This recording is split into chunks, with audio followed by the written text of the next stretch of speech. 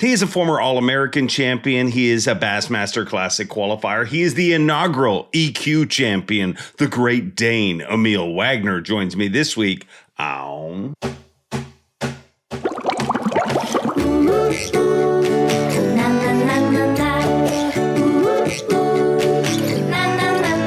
Bob Cobb from the Bassmaster. Welcome to Mercer. Welcome one, welcome all, friends, family, freeloaders, fishing freaks, and of course, my humpers. Happy hump day to all of you, and welcome into the Awkwardly Honest Fishing Podcast that goes by my last name, which is Mercer. This is the 232nd edition of the Mercer Podcast, and I hope wherever you're watching or listening from, that life is treating you well. We have an incredible show here this week, really good conversation. I think you guys are going to enjoy it. But before we get into that, I got to talk about a few things. And unfortunately, the first thing is not a happy topic at all. The competitive fishing world lost a young angler a week ago, Peyton Hughes, a kayak angler who was pre-fishing for an event, went missing, and they've since found him, and he passed away. He drowned. That being said, I don't know the details or the specifics for this case, but I just thought it was right to say something, to say, sorry. It hurts. And our thoughts and prayers are with his family, his friends, and everybody who has any connection to that. Some other things. It's a big week. Bob Cobb is turning 90 years old. 90! So make sure in the comments to give us a happy birthday, Bob Cobb. Obviously, the legendary Bob Cobb, the one of the chickens that laid the egg, which is tournament bass fishing. And a great man that I am honored to call a friend. And happy birthday, Bob. As you know, you hear his voice and all of our shows, and you may see a little more of Bob coming up here. We're working on something. In badass things that happened in bass fishing, I got some good news. I do not know this angler. I look forward to meeting him. I've reached out to him. Trip Berlinski, I think I'm pronouncing it right. He just won the collegiate championship. He's going to be at the Bassmaster Classic. He's qualified for the 2026 Bassmaster Classic in Knoxville, Tennessee. Did one of the most badass things I've ever seen. That event took place in an area that was affected by Hurricane Helene last year, tremendous flooding. There's still people battling with that. So the cash element of him winning, I mean, he qualifies for the Classic. He gets a boat and a truck to use, but the cash element of him winning, I believe, was $7,500. He's in his early 20s, I think, maybe 20, 21. The dude donated it to the local community. Just put yourself in his shoes. Think about when you were that age, how much $7,500 meant to you. And it's not even just the fact that he donated it. It's the fact that he donated it right on stage. To have the forethought to literally be like, this is the right thing to do is truly amazing. And way to go, Trip. That is awesome. Absolutely awesome. The world needs more people like you, and I thank you for being who you are. Wow, this was an opener of all openers. I mean, a lot of stuff that needed to be said, I think. And more stuff that needs to be said will be said here in the next few minutes, because I am joined by the Great Dane, Emil Wagner, who is the inaugural EQ champion, hot off his very first Bassmaster win. He's a former All-American champion. A big rookie on the elites this past year, qualified for the Classic, but goes out and wins the very first elite qualifier event as one of the pros from the elites that chose to go and fish that. So kudos to him. Congratulations. And I can keep talking, but I'd rather just talk to him. Without further ado, let's hook up with him. I believe he's hanging out in Alabama on Lake Gunnersville. The one and only Emil Wagner. Emil Wagner, you've been pickleballing all morning. Oh, yeah. Got up bright and early, played some pickleball over here at Gunnersville. Good way to start the day. Big pickleball community at Gunnersville? I don't know. It was just me and Loberg and Justin Lucas. We were playing, and I asked Justin. He said he really doesn't have many other fishermen he plays with. So wow. I don't think there's too big a one, but I think we're going to play tomorrow too. It's pretty fun. That's not exactly what. Like, there's some bass fishing fan in the world that would just freak looking at the three of you playing pickleball this morning on the shores of Gunnersville. Yeah, but, that's the one place you might run into it is Gunnersville, Alabama. Yeah.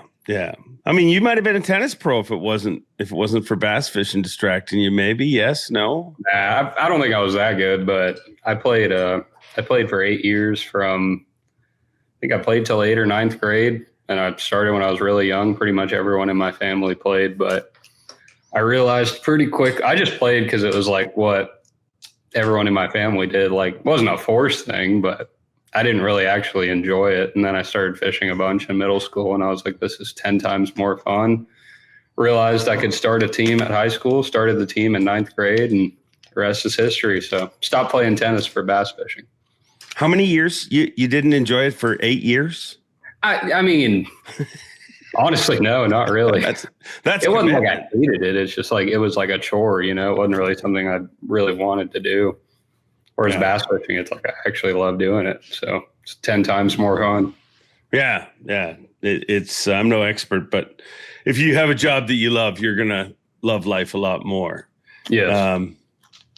I'm sorry I'm late. I got to apologize to you too.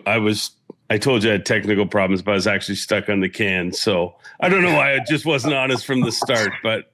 Is that actually true? 100% true. 100% true. Nice. Yeah. I respect the honesty. Wow. I thought we better start out the podcast honest. So sorry. I've been stuck on the can. But all worked out good. Many tournament mornings, so I feel you. You get that tournament morning? Is that It's usually either 10 minutes before blast off or 10 minutes after. It can't ever come just, on the way to the ramp, it seems like. So where do you go? Do you go in like the plastic hothouse? Like, how do you take care of business if it's right before blast off? Well, like I remember at St. Clair, it was pretty funny actually. Like had a couple guys bring it up at weigh-in, but they were literally doing the national anthem. And I was running across the parking lot in my flip-flops, and everyone was dead silent. And you could hear them just clapping. And don't get me wrong, I'm all for the national anthem. That's important. But I wasn't about to be late to my first spot. So I ran over there during it and took care of business. But if not that, I mean, go off the side of the boat a lot. Yeah. Well, gravity does its job. Yeah. There's one angler, I won't mention his name. Actually, he's probably told everyone. Every morning he goes and pulls away from everybody, gets away from you guys, and lets nature do its thing. That's not a bad play. I feel like every day of practice, pretty much do that. There's something nice about it. Right now, Pete is starting a group. Stop shitting in the water. I don't know that one. That must be a Canada show. Yeah. No. It's just make believe. All right. Let me rein this in and make our conversation seem a lot more mature and classy. Right. And I think I can do it. So our relationship started at NASA. It's a pretty it's 100% true. We were both getting interviewed, big time jobs. No, not really. It was at a bar at NASA, of all things. I was introduced to you. I remember. Somebody said, this guy's going to be next guy in the elites. And I said, probably not. Yeah, you kind of big-leagued me. I did not. I was totally joking. You looked at me. You were like, yeah, whatever. And I was like, dang, all right. You're so full of just crap. Kidding. You didn't do that. But no, I do remember. That was funny. I think Ragsdale walked up there and he said something about me being Danish or something. And you were like, oh, yeah, cool. Yeah. Yeah, a year later, I think we made it, something like that. It didn't take long. So you're the Great freaking Dane. I know this is early in the transition. I was waiting for it to happen. I mean, generally we don't discuss nicknames. It just happens. But I wait for like a moment, like for it to happen. Well, you had to go and freaking win after it's like the first Bassmaster tournament you fished without me. There would have been nothing better than to hear you holler Great Dane after I won that thing. But Tom Abram did a good job. But yeah, it wasn't the same without you, Mercer. That's for sure. But you are the Great Dane. How does that feel? I'll take it, man. There's a lot worse nicknames you could get, and I'm actually a pretty big fan of that one. So yeah, I'll take it to the grave. We got Great Dane, we got Burgazoid, Marksman, or the herring shark as you called him. And have you got one for Tucker yet? No, he's friggin' Tucker Smith. He doesn't need anything. His introduction is exhausting as it is. He doesn't need more crap put in there. A lot of accolades. But yeah, no. So you're literally, what can we do to evolve this character? You're freaking. So you lived in Denmark, right? Is that? Yeah. I lived in Denmark for. Till you were how old? 2 years. I was born there. Lived there for 2 years. Both my older siblings, they had more of their childhood there. My parents lived there their whole lives. Were born there. And we actually moved over here for my dad's job. We were only supposed to be here for like 3 or 4 years and then moved back. And I think about that a lot, actually, because I'm like, God, we moved back. Like I literally would be a totally different person. Yeah. And I wouldn't even know that there's no bass over there. There's nothing, but or there is stuff. There's just no bass. But yeah, we ended up staying, and I'm super happy we did. I mean, I seriously, I think about that all the time. I'm like, I could have so easily not even grown up here, and like my whole life would look totally different. Because I think about that a lot in the sense that if I didn't catch bass, like I don't even know what my life would look like, because it's literally all I do ever. It's what you are. Yeah, it's literally what every hour of every day revolves around in some way, shape, or form. Whether it's practicing for a tournament, fishing a tournament, rigging rods, buying tackle, listening to podcasts, changing tires. I mean, it seems like every single guiding. It's everything I do. So very happy I live here now. But yeah, my whole family lives there. All my grandparents, cousins, everything, all of them. But my mom and dad and my siblings, we all live here. Wow. It's wild because I think about the same thing. I mean, I was born in Ireland, lived there till I was 5. And I always think like, my parents moved here for us to have better opportunities, and I'm thankful for that. But I mean, along the way, there was times where they were like, maybe we'll move back, or there was other areas we were going to. I just always wondered, like, you could have been Irish, or you are Irish, but you. Well, I am, but I could have. I probably my teen years. You could be playing bagpipes right now. No, they don't play bagpipes. It's a very stereotypical. They're Celtic, just like the Scots, but they're not. Scottish people are bagpipes. What the hell? You have a set of bagpipes in your room right now. Don't lie. I do not. What are the Danes known for? Is that the right term, Danes? Yeah. Okay, so Great Dane is is good. What are they known for? It's called the happiest country on earth. Like everyone over there, it's like everybody's on the same page. Everyone's so civilized. Like you go over there and it's just like, it almost feels like a utopia in a way. Like everyone's just riding bikes with smiles and going to their jobs, and nobody's breaking laws. And it's just there's just a lot of good stuff going on over there. But wow, I don't know. It's just kind of its own deal. But wow. I don't know. They're good at soccer. I mean, it's not a huge country, so it's nothing too crazy. I know they do a lot of commercial fishing over there. They got a lot of pike and perch. I've caught some of them over there, but no, I don't know if they're known for anything too crazy other than just being a pretty well-run society, I guess. Yeah. According to AI, Danes are known for their welfare society and their focus on equality, leading to a high level of trust and happiness. They are famous for cultural contributions like Lego, Danish design, Hans Christiansen Andersen fairy tales, The famous foods such as salty licorice and they love licorice. Smoorbread? Is that have you had some what? Smoorbread. Yeah, that's exactly what it says. Is that good? What is that? It's just like open face sandwiches pretty much. They do a lot of that without like 2 pieces of bread. They'll just have one on the bottom and you're like, yeah, because they're trying to share.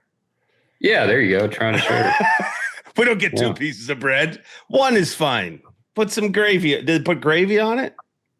Nah, not really. I mean, a lot of the food over there is like, honestly, like pretty typical. Like it's not too far from what we eat. It just, most of it tastes way better, to be honest with you. Like all the restaurants like are way more consistent. Like I feel like here you got to get on Yelp to find something decent. Like there, you can stop just about anywhere and the food's usually pretty good. Yeah. Yeah. Eating in North America in general is different. Yeah. I mean, I feel like we eat so much crap on a regular basis, especially bass fishermen. Like I try to get better about it. Like the last few tournaments, I've like, went to Costco and picked up a bunch of groceries just so I'm not like stopping at the gas station every morning. But still, like you get done with a day of fishing, you just go to freaking Chick-fil-A or Texas Roadhouse or whatever. And we probably eat all kinds of chemicals and terrible stuff that we shouldn't, but whatever. This podcast has already gone in different directions. Tell me about salty licorice, just to transition from that topic. Yeah, what is salty licorice? It's pretty good, actually. Like usually when we go, like last time my parents went, I didn't go. My mom brought back like a ton of Danish candy. Danish candy is so good. It's not like a sweet, but it's I don't know, like it's got like a lot of taste, and like we do a lot of licorice. I actually really like licorice. I didn't like it when I was a kid, but they got these ones. They're called skolelicorice, and they're like white little like bullets almost, and they're like it's like coated licorice. It's so good. Are you fluent in Danish? Mm-hmm. Yeah, I speak it almost every day. Oh God, we got to work that into our little shtick on stage. Yeah. Like, how do you say, how'd you do in Danish? Hvordan går det? Hvordan går det? That was actually pretty solid compared to some of the people I've tried to teach, but then I'm a linguist. Like, how are you? Okay. Yeah. I won't remember, but I'll ask you to remind me next year, but we'll get you fluent. No, I don't need to be fluent. I just need to, enough to do an interview on stage. How about that? Let's not put pressure on me like that. I'm not. You put pressure on all of us. I'm just putting a little bit back on you. Do I put pressure on you, do you think? No, not really. Oh. Several times you've done that in this conversation. You've said something, then you back wheeled on it. Is this we do that a lot. Going to go? We just kind of talk a lot of trash. I don't know. What do you mean in this house? Like, what is your living situation? You're in Gunnersville now. Right now I'm at Gunnersville. I'm staying at Tucker's place. Tucker and Hayden are here. I think Loberg's about to get here. Paul's staying here. He's practicing on Wheeler right now, but we're all over here practicing for that Ultimate Angler deal. Yeah. The cutoff was yesterday, so got a couple days on Gunnersville without the scope. So we gotta go frog and punch and do all that fun stuff. But no, that's our house. It's pretty fun. We have a good time together. Search Squad. The Search Squad. That's going to be a fun tournament. It is going to be a fun tournament. It's going to be a lot. It's pretty much anyone who's ever caught a bass in the last 5 years, I think will be here in some way. So it's going to be like all the best from MLF, all the guys from Bass. It's going to be some, BFL regional champions in there, some MPFL guys. It's going to be pretty cool. And the state of Alabama is funding it. So there's a ton of money in it, which is obviously cool. Like if you top 10, you're going home with some legit money. I think 10th place is $25,000 and first is $500. So wow. Pretty exciting. Wow. A lot of people seem to have gotten in. But hey, good for them. Let them all in. Give the world what they want. Yeah. The world's kind of been crying for this. And no matter how it finishes, they'll still keep crying.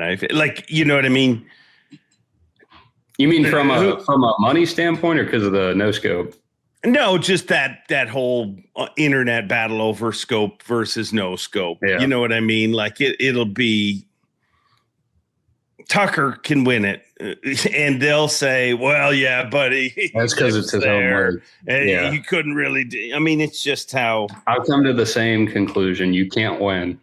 No. So just don't pay attention to it. Yeah. Yeah. Because it's just going to take you in a bad direction. But I'm looking forward to seeing that event. Is it televised or is it streamed somewhere? What, do you know any of those details?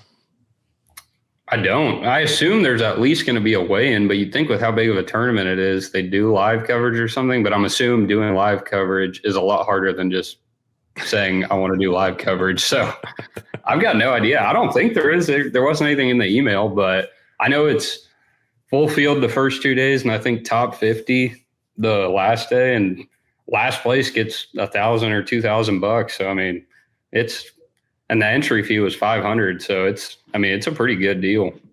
I think, we have a meeting Sunday, and then there's a golf tournament with a bunch of the anglers, and then maybe a day off. And I think it starts next Tuesday or Wednesday.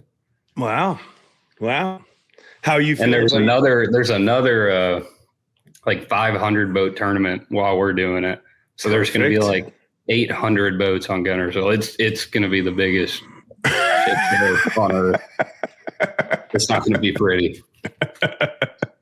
Perfect. The 500 boat tournament, is it just I think it's Swindle's tournament. Come on. I'm serious. You don't need controversy in fishing. I mean, where are the videos about this? I don't know. Gerald Swindle, the patron son of Alabama. I'm sure everyone will get along.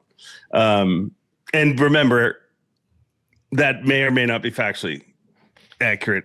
Or are you certain it is Gerald Swindle's tournament? I'm pretty sure it is. I'll fact check it once one of the other guys walks out. All right, we'll find out. Today's high-tech fishing world can be a real pain in the neck, especially if you're running the wrong mount. Beat Down Outdoors, they bring the graph to you. And they support this podcast and care enough about you to make this a short ad read. Check out Beat Down Outdoors. Now back to the show. Those guys lie. Anyways, those guys you're speaking of. They lie? Tucker Smith is a liar. Paul Marks is a dude. They have put me down this stupid road about their dumb tattoo, telling me it's got some special meaning, telling me they're going to tell me if we win the classic, we'll let you know what it means. They got hammered with Jeff Gustafson and decided to get it at 2 a.m. It's a little freaking minnow. There is no, it's all been a lie and a facade. Tell me I'm wrong. I'll tell you you're wrong, but that's all I'll say. Did said tattoo happen at the Bassmaster Classic when they were hammered at 2 a.m? Confirm or deny? Yeah. I don't know. They were probably sober, but yeah, it did happen at the Classic. Okay, I'm sure they were solely sober at 2 a.m. Guess what? People at 2 a.m. aren't awake unless they're drinking. Or they got irritable bowel. We all had a very interesting night that night. It's a classic. You're allowed to. I mean, it's the last one you guys probably aren't going to fish for a while if all goes right. I lost them too, and I ended up Ubering home with some guy who's doing Uber Eats. I just saw him dropping off some food. I was like, dude, I know you don't Uber, but I'm lost and need a ride home. I was like, I'll pay you $50 or something. And his windows didn't work. So we were driving down the highway and it was like a subwoofer in this guy's car. It was awful. Weird. Yeah. Weird night. But hey, as I always say, you'll never end the year and say, remember that night we had really good sleep? No. I mean, you got to make memories. We all had some fun one night at the Classic. You and Davey Height were there too. What? I don't know what you're talking about. I don't know what you're talking about. So you flipped the script. Yeah, we did have some fun that night. And if it was a different night, I would have said the Uber Eats driver was the guy who was delivering food to me, and Kyle Patrick had some godforsaken. I mean, listen, it's a very stressful job we work in. Oh, yeah. You need to blow a little steam off. We deserve our rare nights off. Yeah, well, whether we deserve them or not, we have them. And I feel like it's nice being me, because if somebody says, did you realize that Mercer stayed out too late at the Bassmaster Classic and had a good time? I don't think anyone's shocked. Like if I was super clean and like, I think people know I'm a train wreck. Don't you think? Yeah. That's accepted? No, you agreed way too quick. No, I mean, I don't know. Everyone's a train wreck in their own way. It's true. But you were not. You're the inaugural EQ champion. Firsts are very rare. They are rare. Tell me about your first.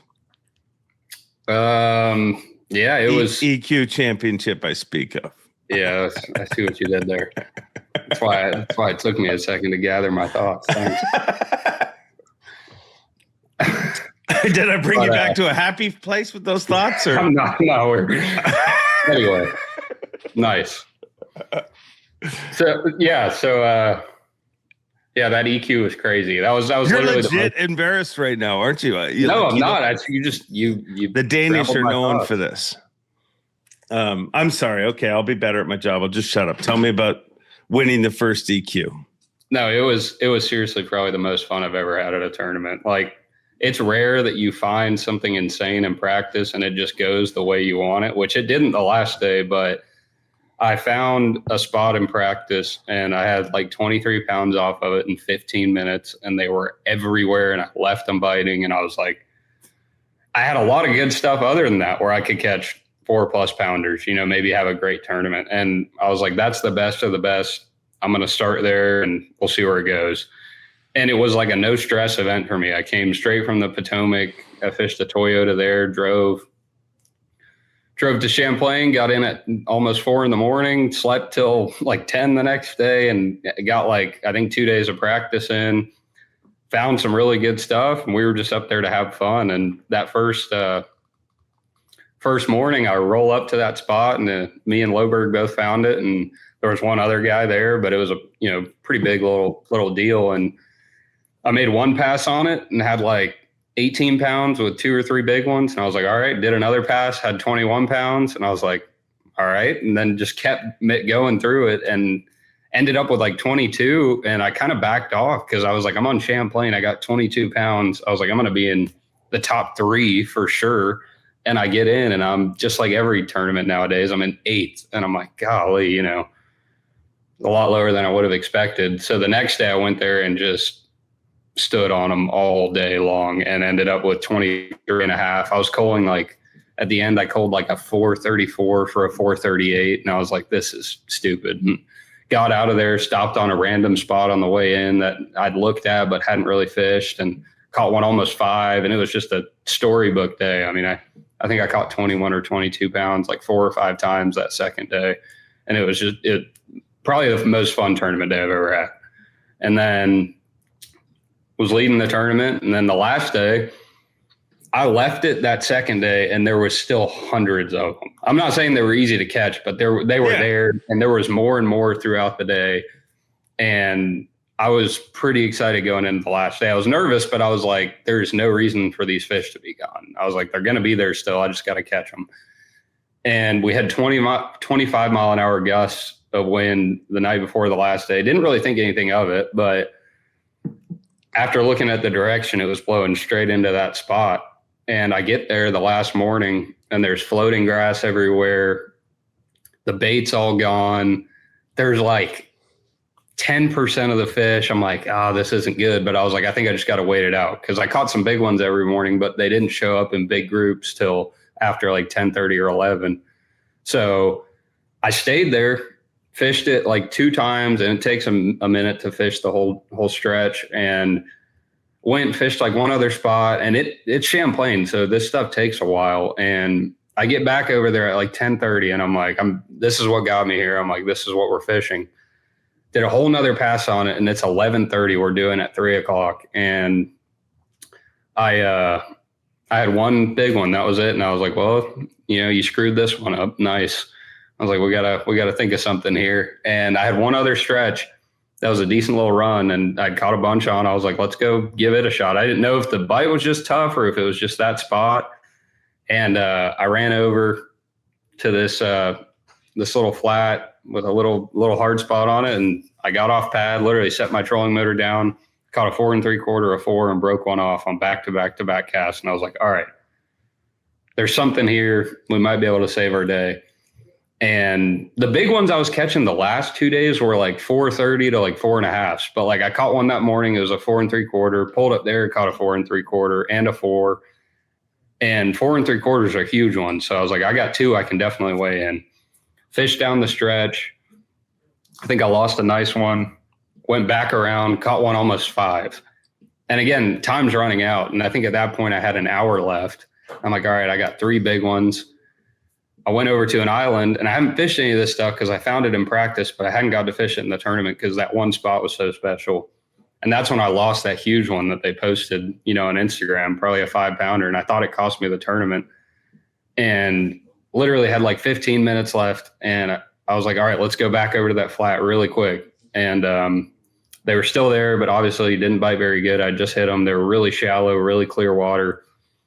And with like 5 minutes left, I looked at my cameraman and I was like, I'm going to tie on an 1/8 ounce jig head. I haven't thrown it all week. I was like, I think we might be able to trick one. I tie it on, get up there, troll up to the spot. I looked at him. I said, this is my last cast. I never catch one on my last cast. And I threw out there, caught a 4 3/4, put it in the box, put the hook on the hook keeper, and drove away.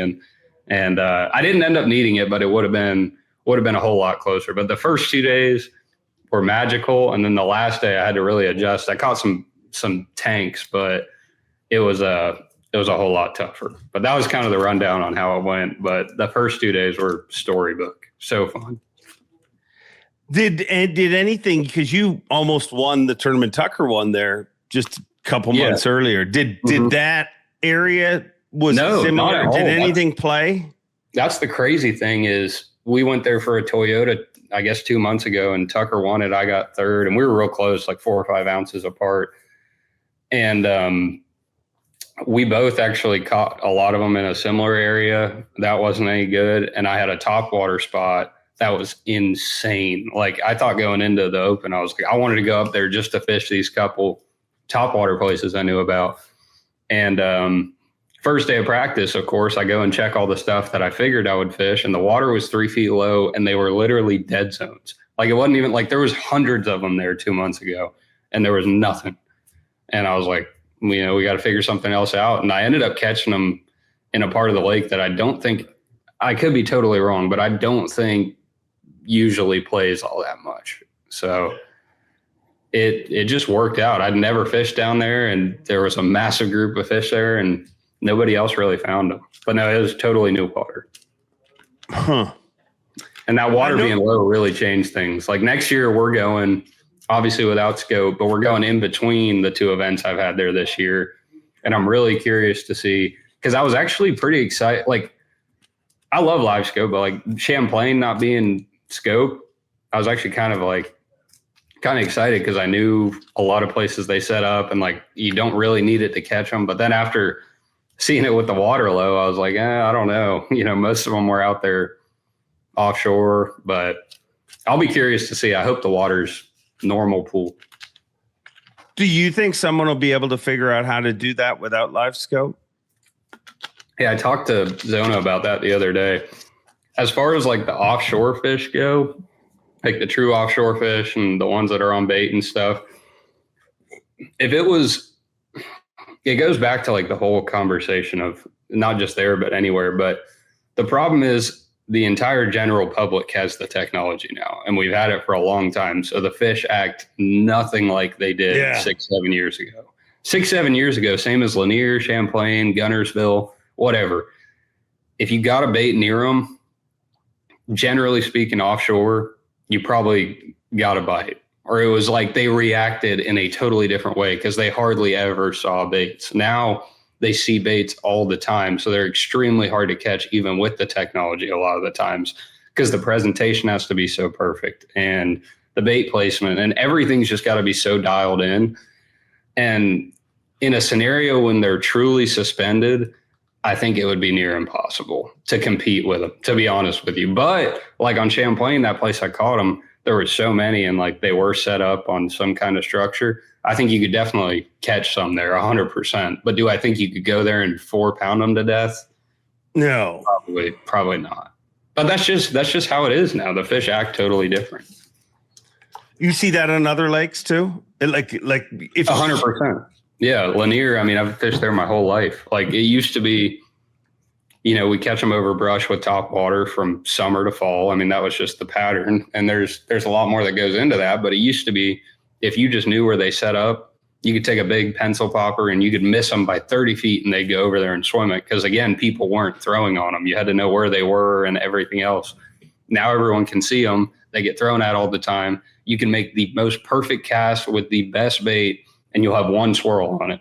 Whereas 4 or 5 years ago, all 40 of them would fight over it till one got it. So it's just, now it's all about tricking the fish and little bait changes and the minute details. I think doing everything right, timing when you pull up, and just making sure you don't screw up when you get an opportunity. But yeah, it is. I just don't, offshore fishing. There'll still be plenty of times it plays, but it's just in certain scenarios, it's just going to be really tough without it. I think again because the general public all has it. If we were able to just ban it from everybody, it'd be a totally different story. The fish would probably go back to normal in a year or two, but it's just not how it is. Yeah. I feel like, and this might have always been there, I just haven't had a chance to see you fish a ton of smallmouth on camera, but I feel like you've developed what I refer to as a healthy disrespect for giant smallmouth bass. I love them. And you love, but like in the way that, if you watch the Johnsons, they don't start praying when they set the hook. I mean, they get that fish in the boat in a hurry, and it looked like you leaned on them. Oh yeah, and the last day, only because I was barely getting any big bites, I did grab like 2 of them, I think. But this is dead serious. I think the first 2 days of the tournament, I probably caught 40 over 4 pounds, and I boat flipped 38 or 39 of them on a spinning rod. Like I would hook them, reel as fast as I could, and get them in the boat. And I think that's my new favorite way to catch them and not lose them. But no, I absolutely love smallmouth fishing. Like I think it's really, there's a lot of crossover with spotted bass. Like Paul usually does pretty good, and we go up north too. Same with Tucker. Like he fishes for a lot of spots down here, and I feel like they just set up pretty similar, and like the way you got to work your baits and like get them to react is really similar. And me and Paul, like we both had a really good northern swing last year. I think we got first and second in the northern points, and we love it every time we go up there. I would go to a smallmouth tournament every other week if I could. It's so fun. They're just big and mean, and it's all about finding big ones, figuring out how to get them to bite. Yeah, they're an awesome fish. One thing that I find amazing, and if I've looked distracted the last few minutes, you brought up a video, and I've been looking for it, and I didn't find I didn't find all the comments that I was looking for, because boy, you want to find out how much you suck at bass fishing. Oh my God. Just go lose put a one video on camera up there. They all come out. Like it's insane. I mean, let's address one right here. He did reel down to about 2 feet of line on a super hot fish that wasn't ready. It happens. Do you have a response to that? Not really. You I'm can't sorry. win. It's like what we said earlier. Spot. You can't win. And hey, if I would have set the drag, I was watching like some of the college bracket clips, and one of the kids had his drag like super loose, and all the comments were like reeling against the drag. So it's like if I would have had a loose drag there and let him run, it would have been like, oh, he should have tightened the drag and got that fish in the boat. Yeah, they do. The reeling against the drag fires them up. Oh my gosh, that's what I'm saying. So it's like it doesn't even matter anymore. Whether it's fishing or, I mean, I watched a decent bit of golf here lately. Like I go look at golf comments. Like it's the same thing everywhere. It's just for whatever reason, people love being negative, and they like doing it on their keyboard, especially. Yeah. No, it's a thing. You don't ever hear anyone at weigh-in come up to you and tell you didn't fight a fish, right? No, but it would be entertaining. Hey. It would be.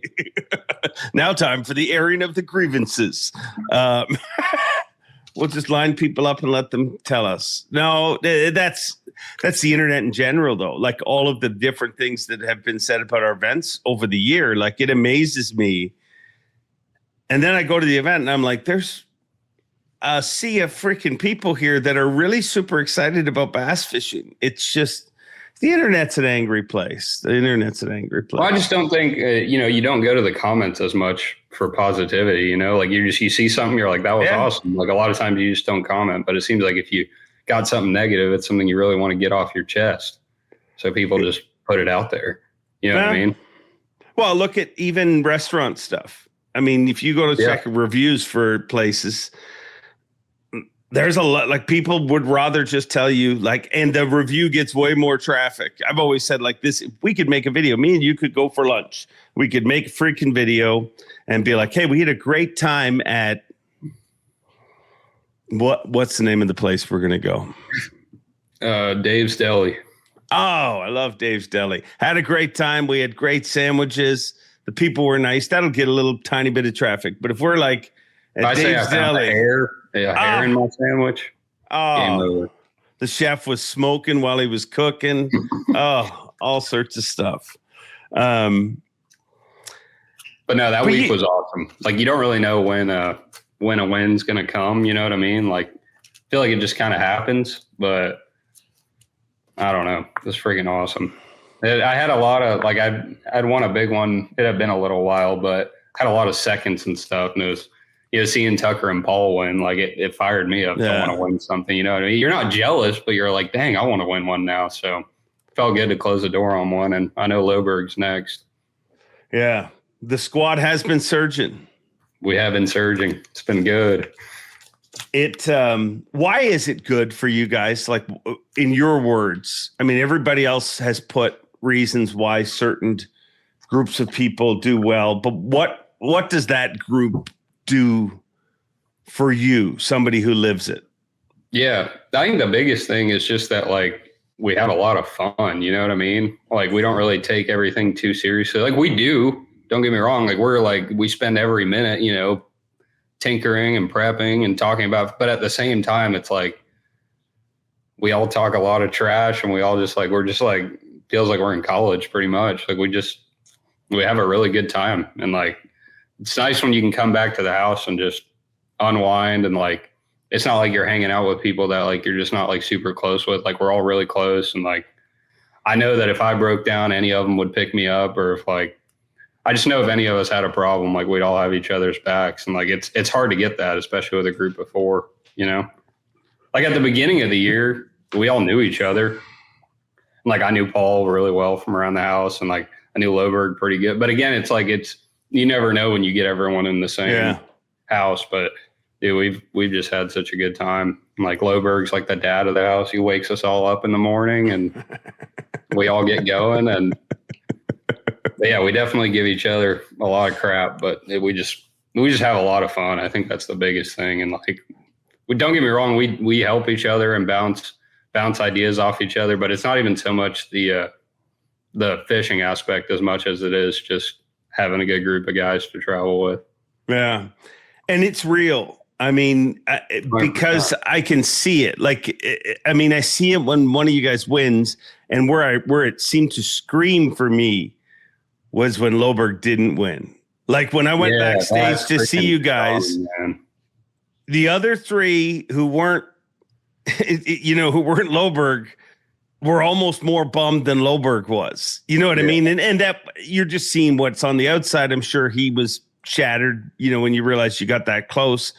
But that's rare, man, to have friends that care about you that much. I mean, everybody's kind of like, oh yeah, it's good to see you do well, but not that well. Yeah, like that genuinely hurt when he lost. Like seriously, like we were so excited for him, and like if he listens to this, like he's a freaking hammer. He's gonna win one. I know he will, but we were just like, I thought he had it too, because like his Rapala said like 11.8 or 11.9, and usually they're right around a half-pound light, but it depends how big of a bag you have. And it was wire to wire, and I was like, he's got to win this thing. And like we were watching live like literally all day, and yeah, it hurts seeing your buddy be that close, because I know how it feels. I've been on the receiving end of that way more times than I'm proud of. Like I've lost some big ones by 3, 4, 5 ounces, and it stings bad. Like it really does. So like I feel that for him, you know what I mean? But Avco not only makes incredible outdoor clothing, but they care about anglers with their 10% pledge. Avco and the Shed family donate at least 10% of the company's profits to conservation and making fishing better. Now back to the show. It's tough losing, man. Seconds, there's good seconds and there's bad seconds. Yeah. You know what I'm saying? Like, you come from 7th and you finish 2nd and you lost by 2 pounds. That's a good second. You're going to go celebrate that night. But when you're leading, or if it's a couple ounces, it's like, there's no way around that one. That just stings.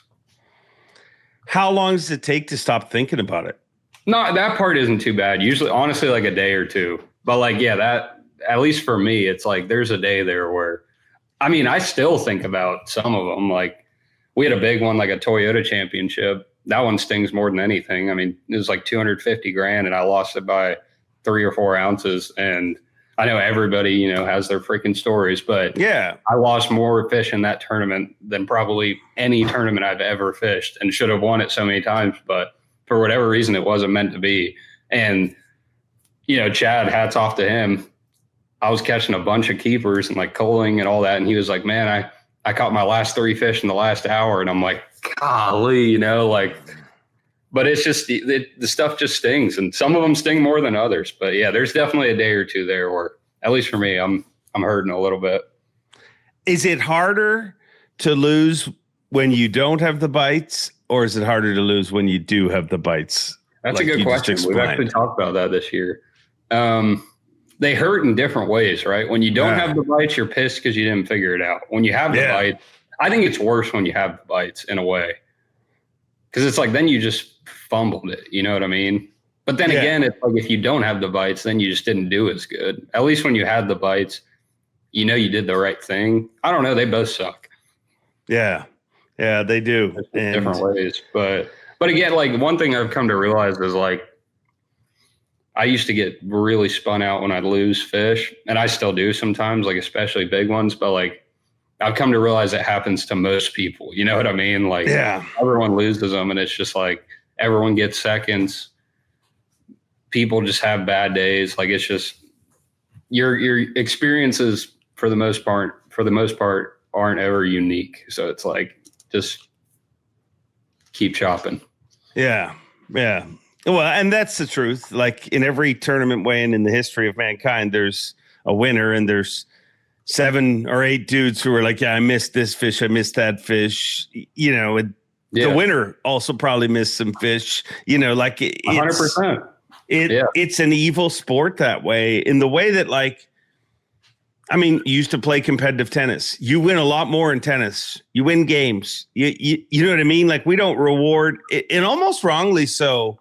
Weirdly, when you think about it, I've never even thought about it till this is about to come out of my mouth. We don't reward the days at all. Like, because if you look at Loberg, he won 3 days. Right. I mean, he lost at the finish line. In a weird way, he won 75% of the tournament. Not that he won the tournament, so don't get me wrong if anyone watching this takes that the wrong way. But yeah. But you feel like the lead days should count for more. Like, when you think about it, like how hard it is to literally lead a day. And I don't mean in the scoreboard. I don't think you change anything. But I just mean when I'm yelling stuff about him, it shouldn't be a second. You know, I don't know. Whatever. It's, hey, you didn't win. We live in a world where that's how it is. You didn't always live in this world, though. You used to freaking, oh, wow, we're getting comfortable now. I like I was getting tired of that. Yeah. Well, are you like, what do you got it propped up on? My legs. Oh, nice. I had it on a table. Oh, okay. Now I got my legs on the table. All right. Why do you think that like, maybe about 1.5% of all pros in the history of the sport of fishing don't just go to Dollar General and buy a freaking phone stand and a halo light for $12? It's like most bass fishermen. If it doesn't have anything to do with bass fishing, you're probably stuck at it. Yeah, I hear you. But your life wasn't always this. You worked at Berkeley, worked at Pure Fishing for a while. Yeah. Like, when you started there, did you think that was going to be a career? Honestly, no. Like, so like when I got out of college, like I wanted to honestly, I wanted to start my guide service and do all that right away, but like, I love my parents to death, but like, there was kind of a pressure of just like get a job, like, you know, you kind of have to, because it's like, you know, we just helped put you through college and did all this stuff. So it's like, I ended up at least use the piece of paper for something. Right. And I got on with Bergazoid just walked in. Hey, dude, come do a little celebrity appearance. Oh, we were just Tucker, come here. We gotta get. Oh wow, everybody's there. Hey, Berg, we were just talking about you, Sergeant Bird.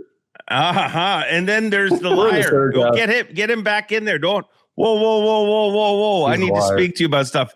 Get in tight, so we don't cut your face off. Get close to Berg. Get your on top of his lap. All right, so you guys have had me believing that this whole tattoo thing was some magical thing between three guys.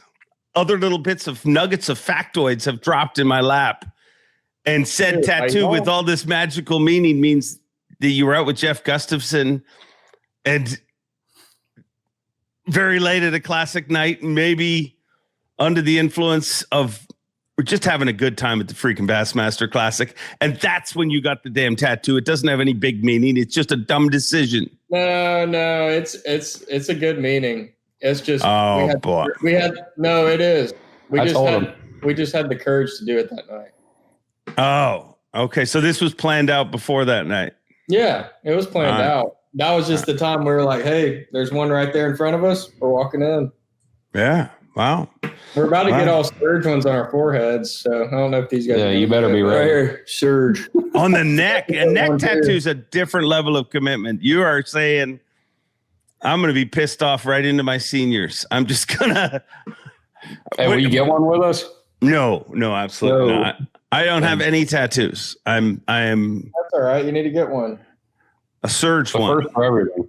Get a surge one. That'd be sick. Somewhere where people don't look. Somewhere where people don't see it. He's thinking about it. I mean, they see a lot of my body, Tucker. I'm just going to tell you. The off season is a different thing for me. When are you guys getting the surge tattoos? Actually, I don't know if we are or not. But I think surge on the knuckles would be kind of sick. Oh my god! A big calf muscle would be.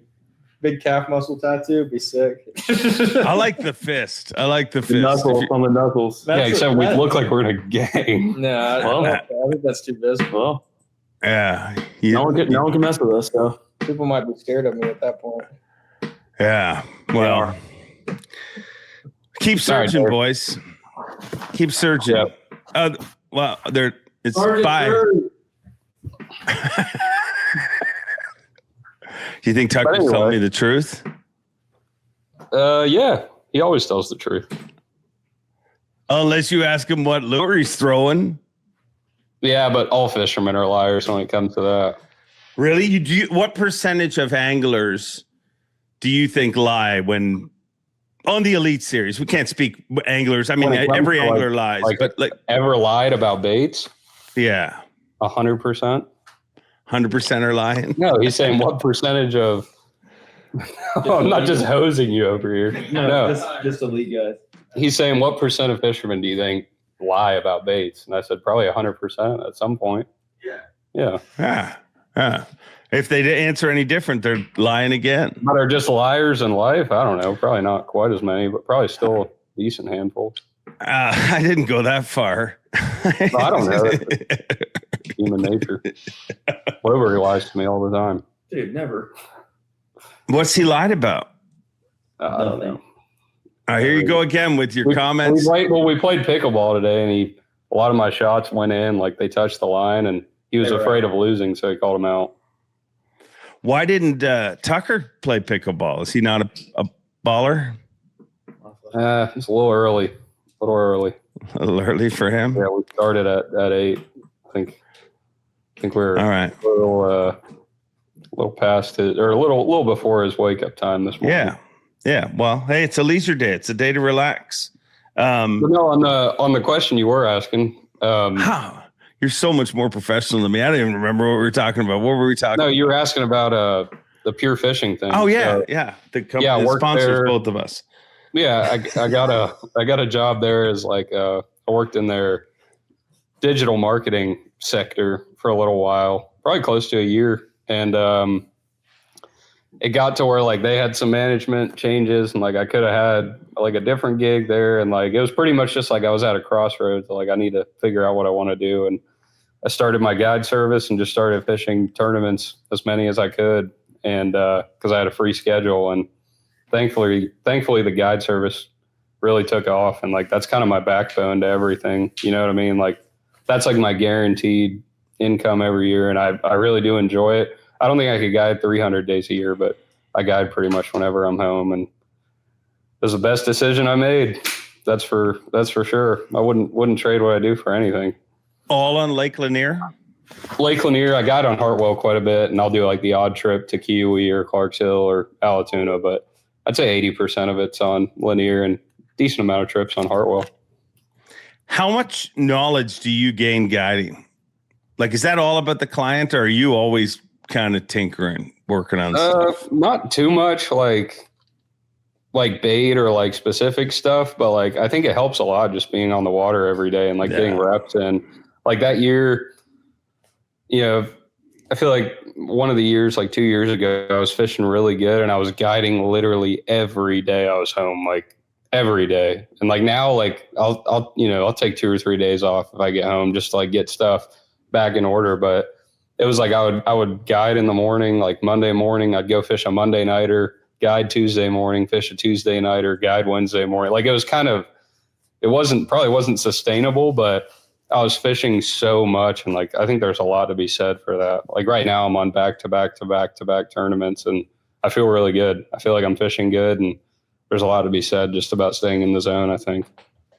What do you have an off season from tournaments? I mean, since the Elite Series ended, you've continued to fish all sorts of tournaments. No, so you don't. No, I mean, the last big tournament of the year is the Toyota Championship. It's in early November. So by the time we're done with that, it's mid-November. And then the elite season starts in pretty much 2 months after that. And then you have to order a boat, get a boat ready, prep, get everything ready for next year, sponsors. That takes a lot of time. You got to do taxes. You got to do a bunch of local tournaments. I'll be guiding a ton this winter. Probably do some traveling, some pre-fishing. I didn't even think that's going to take a bunch of time. So no, there is zero off season. At least not for me. I don't hunt or anything else. Just fish. That's it. I'll go when like a buddy invites me or something, but pretty much just fishing. Yeah. There's been a lot of people who have had different opinions and different thoughts on why the youth invasion is happening in our sport, but very few of those have been actually people who are part of it. Why do you think youth anglers are making such an impact today? Because the sport's bigger than it's ever been, and it's more of a sport now than it's ever been. So guys who are, call it 15 to 30 or 40 or whatever, I just think now you have to work so much harder to be successful in the sport. And that's not taking anything away from guys who did it 20 or 30 years ago either. But I just don't think there was as many guys working as hard back then. Now it's like if you want to be successful, you can't just have your one technique you've mastered or, be set in your ways. You have to be out on the water all the time, and you have to be learning new techniques. You can't be stubborn, and it's like you have to be traveling. You don't have to pre-fish, but it's like if you're not working, someone else is, and they'll beat you. But that's, in my opinion, that's how it should be. It's like any other sport. Guys work out and train every single day, and that's how it is in bass fishing now. If you want to succeed, you have to fish all the time.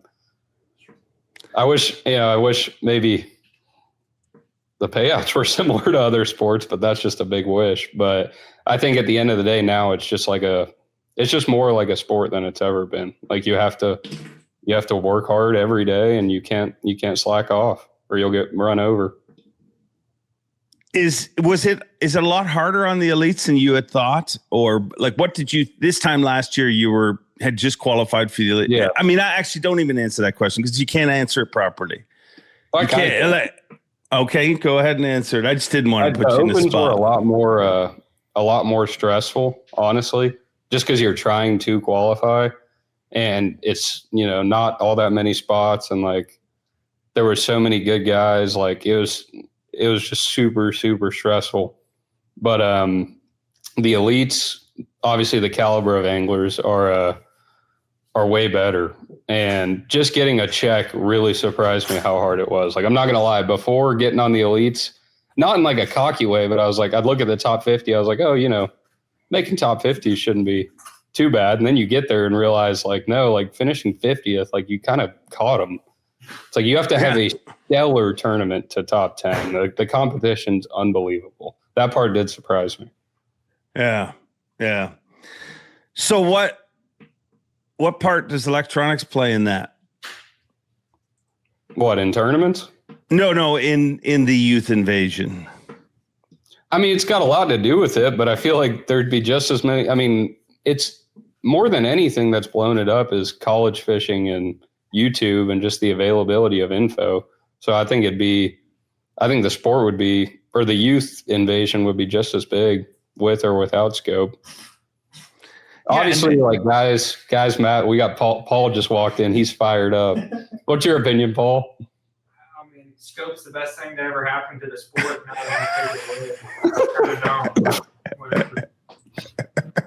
Well, there's Paul for you. There you go. And now we can AI his voice in saying anything. No, I just think it's, you know, yeah, obviously guys are incredible with the technology, but at the end of the day, it's I don't think it's the technology. It's just how hard everyone's working. And you can go, Bassmasters made it to where you can go watch old shows and see exactly where guys were fishing, and you can see exactly what they were doing. So learning the stuff, you know, you don't have to like know a guy who will go out there and show you now. It's all out there. So all the info's out there, and it's not that you can just go watch a show and show up to a lake and go do what other people did, but it's just the information age. It's all out there, and now you got a bunch of young guys who really want to work and do this stuff, and in return, you're getting a bunch of 20 to 30-year-olds who are catching them. Yeah. How much time do you spend watching past tournaments? I used to do it a lot more than I do now, honestly. Like I just went to Ozarks and Champlain and Potomac, and I don't know if I watched any before those, but it's also gotten to the point now where I've traveled for 3 years. So I definitely haven't seen nearly as much as a lot of other guys, but once you see the places, the lakes a few times, you get a lot more comfortable, and it takes a while just to like get comfortable on a lake, and like even running around or just like learning just generally what the fish do takes a while. But I will, like, if it's a random lake or something, yeah, like I'll get on YouTube and see what's on there. And it's an available resource. And I think if you're not using it, you're kind of cheating yourself, you know? Yeah. Other guys, you know, but I do wish like specific locations and stuff were off alive. Like, I don't think that's fair to like the guys who found this stuff. Yeah, I agree with you there. I think it's getting better, but I just don't think there's anything to be gained. Like, I'm all for showing more and exposing the sport. You know what I mean? Like, I'm with you. Many like views. It's the positive impact of the exact location doesn't outweigh like. No, you know what I mean? No, it literally just appeals to one dude. One percentage of the viewers that's literally just looking for spots, and it causes issues. I didn't even think about it from this angle, but like Pat was telling me at Mississippi River that like there was 100% guys like in a weeknight tournament that went and fished some of his stuff and like caught them all off of it during the tournament. I didn't even think about that. Like, I'm just thinking about for the future, but like locals can go watch that stuff and literally fish your holes during the event like that. Yeah. That part kind of sucks, you know? God, it's wild when you compare it to like the Ryder Cup just happened, and it was like the most vocal, crazy Ryder Cup ever. And they're talking about like how hard it is to compete when somebody's shouting something at you. You guys, like, that's the thing that doesn't get talked about enough in this freaking sport. You guys play in a public playing field. There's nobody holding up a shush sign. There's nobody telling somebody you can't fish there. Do you think that'll ever change? People are cool, but every now and then you'll run into someone for sure. Do you think that'll ever change? You think the sport will ever get to a point where it's not played on a public field? Water? Well, private, but maybe they shut down a lake. That would be pretty cool. Yeah. That would be pretty cool. I guess it would. I don't know how that would work. Maybe Bass would pay the chamber or something. I don't know how. It would only have to be for like in stream. Like it'd have to be the classic. Like I don't think you can shut down a lake unless you go to different fisheries. But I just think at some point, I mean, there's a safety element to it. There's, they shut down lakes for freaking rowing competitions. I wish they could shut down Gunnersville next week. There'll be 4,000 of us. I mean, it's the state running the tournament. If anybody can shut it down, it's them. Hey, is it Swindle's tournament that's on top of ours? I told him that. Yeah, it is. Yeah. It is. I'm sure it was booked before or something. I don't want to get in the middle of this. I didn't care. Yeah. Saying it was his tournament. It'll be, how are you feeling going into it? Pretty good. I actually had a pretty good day yesterday. So I don't know. We'll see. Be a lot of really, really good fishermen and a lot of people working hard. So I don't know. I don't know. I don't love this place, and I don't love fishing like giant vast fields of grass. Like that's probably my least favorite thing, but I found some stuff yesterday I felt pretty good about. I just hope it doesn't change in a week. We'll see. I've run a Yamaha outboard for over 30 years. It has got me home safe each and every time. If you enjoy this podcast, remember, Yamaha supports it and they care enough about you to make this ad read very short. Now back to the show. Do you feel, as a scoper, as a guy who is fond of the scope, do you feel kind of any extra motivation going into this event to kind of win a non-scope event, or does that not even come into the equation? No, I mean, a little bit. Like we had like a big no scope tournament at the house that me and Paul fished. Probably there more so than anywhere because like it's local, you know what I mean? And like the communities kind of like think you're winning the local tournaments because of live scope or whatever. Like that one definitely a little extra pressure, but not really. I mean, you think about it, it's like even before scope or like you take like a Christie or a Hackney or whatever, like they're going to have tough tournaments if all the tournaments were without scope. You know what I mean? Like it's not like all of a sudden because you're good with live scope, you're supposed to be good in every single non-scope event. You know what I'm saying? Like even if they were all scope events, some of the guys who are the best with the technology are going to have bad events. You're going to have good and bad events regardless of if they all have live scope or not. But I mean, I guess a little bit extra motivation, but at the end of the day, it's like we've all, to different levels grown up without it and we all fish all the time. Like it's not like they're two totally different things. And I've learned so much from using it, even like, just fish behavior that I think is going to help a lot. Did scopers even think about this stuff before it was even in threat, or did you guys were just fishing? Did we think about what? Like it feels like the scopers have become more vocal since the announcement of 50-50, and it feels like there was not much being said before that. Was it just like, why do you think that was? I don't know. Trying to think. I feel like okay. Well, I don't know. I mean, I feel like most guys, like, so a lot of us don't really care. Some guys are really passionate about it, but definitely don't want to see it gone. I love using it. Like not using it, whatever. Gotcha. It'll be fun either way, but I mean, you definitely can't stop. Like the only thing, like all the youth that's coming into the sport, you know what I mean? You don't want to cut them out either. Like they all grew up with it, loving it, but everyone's different. Like a guy who's 35 or 40 or whatever, or like 45, I don't know. Like some people never used it at all and got to like almost the ends of their careers when it started creeping in. And then I could see it being weird from their standpoint. And then some of us grew up without it and got it in college. Some people now are, that's as soon as they started fishing, they had it. But at the end of the day, like it's another tool, you know what I mean? It's like 360 or mapping. Like you take mapping away, it'd probably make a bigger difference. Oh, I agree. I've said that from the beginning. Like if you said to me, you have to lose something off your boat and protect the most valuable thing right away, the first thing I protect is mapping. Yeah. Or if you took pre-practice away, I mean, that would make a huge difference too. There's guys who go and spend 2 and 3 weeks on these bodies of water and they're working hard and they're learning the whole lake. Like that makes a huge difference. Well, I mean, in the history of mankind, you have to adapt to different things. And some people want to adapt and some people don't want to adapt. I mean, social media is a prime example. There's still people in our sport who are like, yeah, I just never, that's not me. And you grew up in a time that like, yeah, that is you. Of course you have a Facebook. Of course you have Instagram. Of course that's what you do. Like that's, like in some ways it depends on the lake too, right? Like there's some tournaments, like, I don't know if I'd want to go to a St. Clair without live scope now. Like, I just don't know how fun that would really be. It'd just be like a river fest and everyone be doing the same thing on top of each other.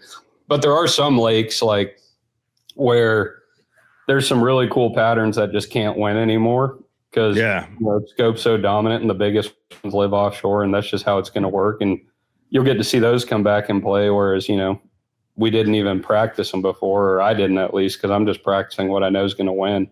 So it'll be cool to try some new stuff. And some tournaments it won't even be part of your game plan. Whereas if it was like we could use it half the day or something, you'd have to prepare for a million different things.